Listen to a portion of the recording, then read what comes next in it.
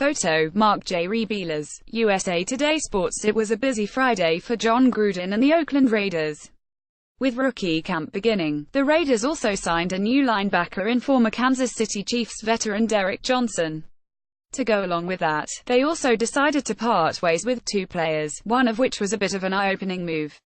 As Scott Bair of NBC Sports Bay Area reported, Oakland waived linebacker Cory James with a failed physical designation and also released defensive end Armonty Bryant with a non-football illness. The first of those two moves is certainly surprising, as James started 9 of the 10 games he played in last, racking up 56 combined tackles and a forced fumble.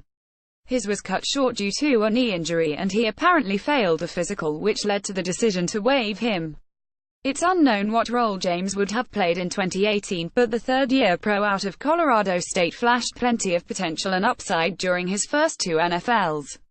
On top of that, he's only 24 years old, so assuming his injury gets cleared up, he should have no problem finding a new home sooner than later. The Oakland Raiders wrapped up the 2018 NFL Draft and are now gearing up for the new. Want the latest news sent straight to your inbox? Sign up for our free Raiders newsletter now. As for Bryant, he was signed earlier this offseason, and the hope was that the 27-year-old could come in and help bolster the Raiders' pass rush. The former 7th-round pick spent the first 3 of his career with the Cleveland Browns and was then with the Detroit Lions from there. Over the span of his career thus far, he's played 36 games, totaling 68 combined tackles, 11.5 sacks and 3 forced fumbles. The decisions to release both players obviously shows that Gruden and company are comfortable with a few other players and new additions at these positions.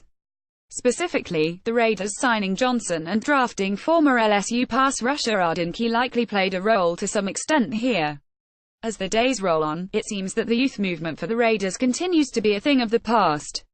Oakland is unquestionably going with a more veteran approach on defense aside from their new draft selections.